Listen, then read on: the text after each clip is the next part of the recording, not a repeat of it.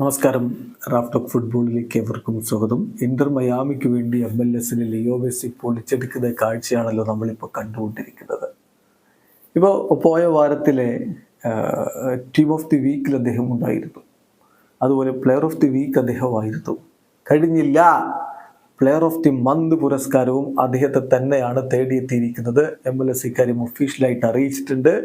Bow down to the king എന്ന് പറഞ്ഞുകൊണ്ടാണ് അവർ ആ ഒരു പോസ്റ്റ് ഇട്ടിരിക്കുന്നത്. അതിൽ പറയുന്നത് Messi MLS player of the month പുരസ്കാരം സ്വന്തമാക്കിയിരിക്കുന്നു. ഈ കഴിഞ്ഞ മാസത്തിൽ അദ്ദേഹം 6 ഗോളുകളും 4 അസിസ്റ്റുകളുമാണ്, 10 ഗോൾ കോൺട്രിബ്യൂഷൻസ്, വെറും 4 മത്സരങ്ങളിൽ നിന്ന് 10 ഗോൾ കോൺട്രിബ്യൂഷൻസ് നേടിക്കൊണ്ട് Leo Messi player of the month പുരസ്കാരം സ്വന്തമാക്കിയിരിക്കുന്നു.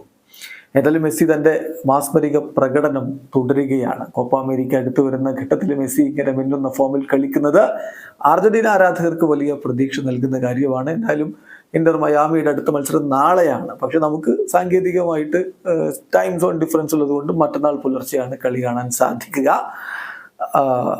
ന്യൂയോർക്ക് റെഡ് ബുൾസ് ആണ് അവരുടെ എതിരാളികൾ. ശക്തരായിട്ടുള്ള എതിരാളികൾ തന്നെയാണ്. കടുത്ത പോരാട്ടം പ്രതീക്ഷിക്കുന്നു.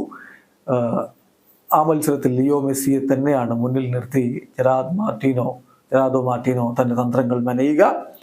ഇപ്പം TOC സ്പോർട്സ് പുറത്തുവിട്ടിരിക്കുന്ന അവരുടെ പ്രോബിൾ ലൈനപ്പിലേക്കൊന്ന് പോയാൽ Drake Callender, Marcelo Weigandt, Tomas Aviles, Nicolas Freire, Jordi Alba, David Ruiz, Sergio Busquets, Julian Gressel, Leo Messi, Luis Suarez, Rob Taylor, ഇങ്ങനെയുള്ളൊരു 11 കൊണ്ട് മയാമി ഇറങ്ങും എന്നാണ് പ്രതീക്ഷിക്കുന്നത്.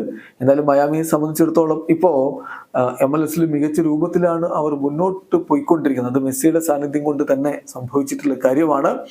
കഴിഞ്ഞ തവണ പ്ലേ ഓഫിലേക്ക് പോലും എത്താതിരുന്ന അവരുടെ ടീം ഇത്തവണ ഈസ്റ്റേൺ കോൺഫറൻസിൽ 11 കളികൾ കഴിയുമ്പോൾ 1-ാം സ്ഥാനത്താണ്. 11 കളികളിൽ നിന്ന് മയാമിക്ക് 21 പോയിന്റുകളാണ്. അതേസമയം ന്യൂയോർക്ക് റെഡ് ബുൾസ് 10 കളികളിൽ നിന്ന് 17 പോയിന്റുമായിട്ട് നിൽക്കുകയാണ്. ഇവിടെ അവസാനിക്കുന്നു. ഫുട്ബോൾ ലോകത്ത് കൂടുതൽ വിശേഷങ്ങളുമായി റാഫ്റ്റോക്സ് എത്താം.